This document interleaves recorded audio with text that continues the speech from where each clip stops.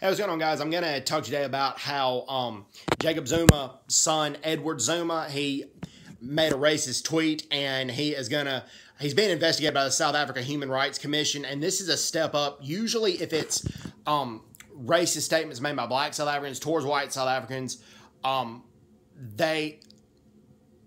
the South African Human Rights Commission turns a blind eye or doesn't investigate it thoroughly. Now, because Edward Zuma is the president's son, I don't know if punishment will be implemented, even though the South African Human Rights Commission says more than likely action will be taken against him. But this is a step in the right direction because at least they're investigating it. Now, let me explain what he said, okay? He tweeted and he called Derek Honeycomb.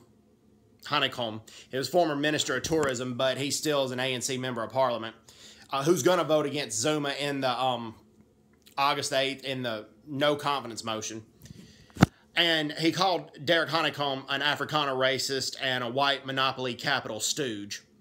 And he says he doesn't regret saying this. And he called a former finance minister, and in my opinion, he still should be the finance minister, Pravin Gordhan. If I mispronounced the gentleman's name, I apologize. He called him a puppet to the white monopoly capital, or stooge to the white monopoly capital.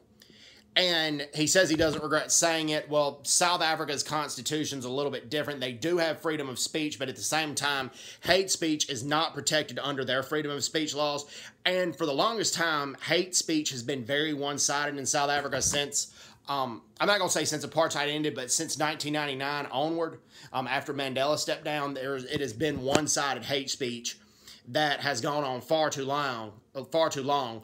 And props to the South African Human Rights Commission for investigating Edward Zuma's racist tweet. And also, they really took good action against a group of thugs that belongs to an organization called Black First, Land First. And it's their right to protest the land to be given back to black South Africans. That's not the problem, but the protests a lot of times have not been peaceful, and they have been violently intimidating journalists, as basically bullying the journalists as to what to report. And the South African Human Rights Commission is taking good action on that. So props to the South African Human Rights Commission for heading in the wrong direction. I'm sorry, for heading in the right direction. So props to the South African Human Rights Commission for heading in the right direction and not heading in the wrong direction as they had been for a long time. But they've corrected their mistakes, and they have